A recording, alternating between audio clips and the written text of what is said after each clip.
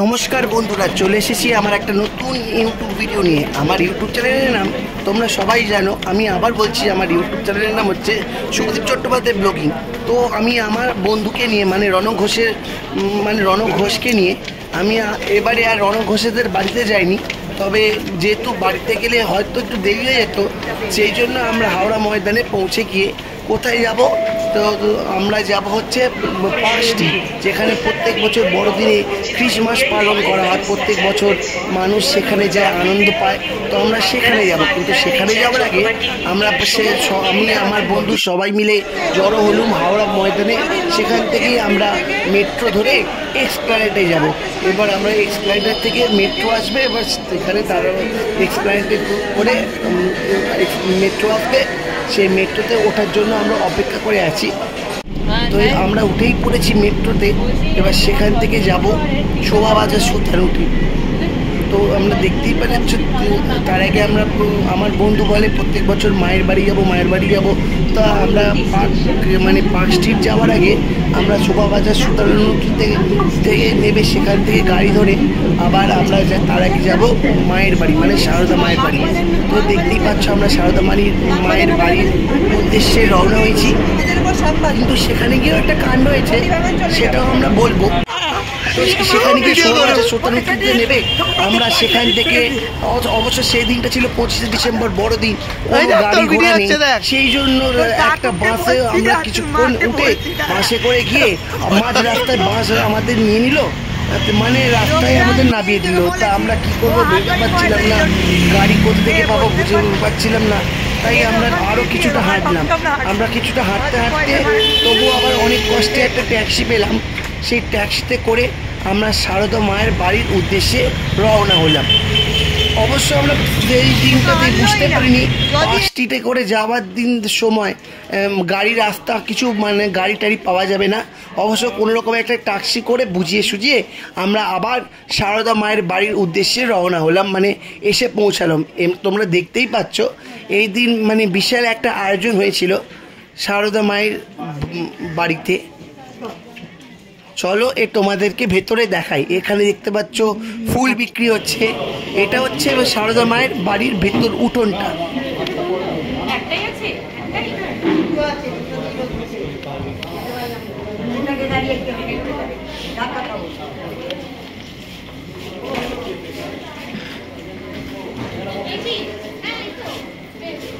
তবে এখানে ছবি তোলা আর ভিডিও তোলা বারণ। তবু আমি কোনো রকমে তোমাদের দেখাবো বলে যে সারদা মায়ের বাড়ির পুরো ছবিটা কভার করেছি, আর ভিডিও তুলে তোমাদের যতটুকু সম্ভব দেখাবার চেষ্টা করেছি। তবে আরেকটা কথা বলে রাখি, এখানেও কিন্তু প্রভু যীশুখ্রিস্টের জন্মদিন পালন করা হয়েছে। তারা সারদা মায়ের পুজো আর সারদা মায়ের ভোগ বিতরণের সাথে সাথে এখানেও কিন্তু বড়দিন পালন করতে এনারা ভোলেননি। আর এখানে যারা আসে তাদের মনটা সত্যিই খুব ভালো হয়ে যায়, যেন তুমি সারদা মায়ের বাড়িতে এসে নিজের যত দুঃখ কষ্ট এসে মনের কথা জানাতে পেরে নিজের মনটাকে হালকা করতে পারবে। এইবার সারদা মায়ের বাড়ির ভেতরে আরেকটা জায়গায় তোমাদের বলেইছিলাম যে এখানে যীশুখ্রিস্টের জন্মদিন পালন হয়।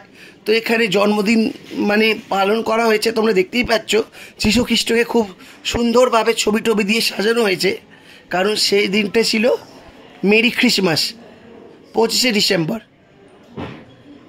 তাই দেখো, খুব সুন্দরভাবে মা সারদার বাড়িতে বেলুন টেলুন দিয়ে সাজানো হয়েছে।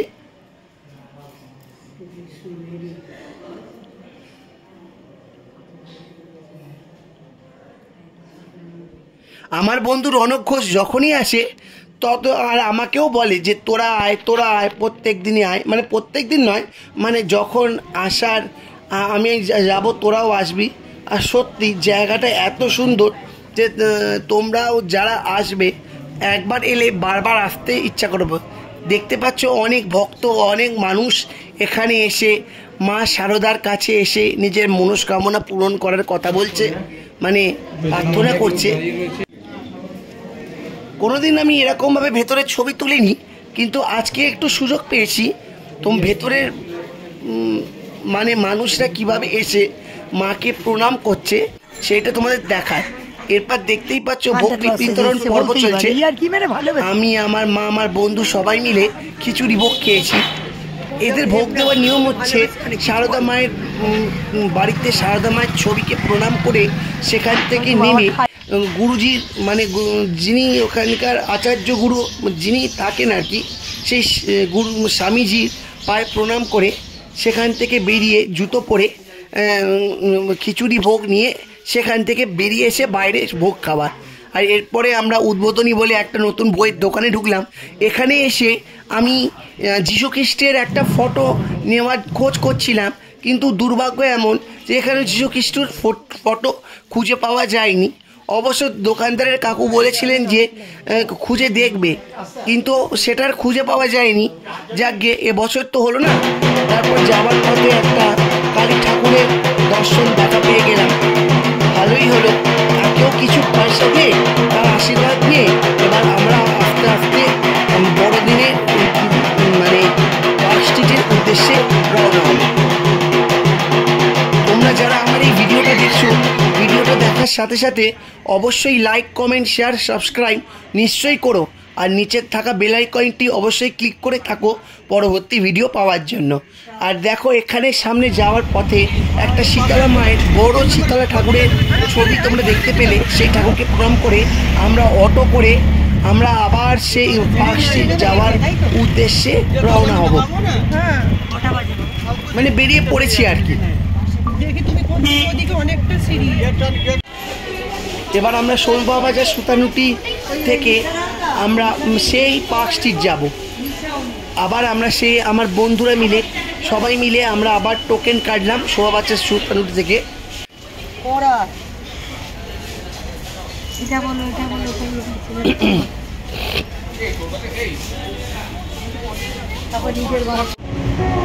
এখন আমরা বসে আছি কখন মেট্রো আসবে।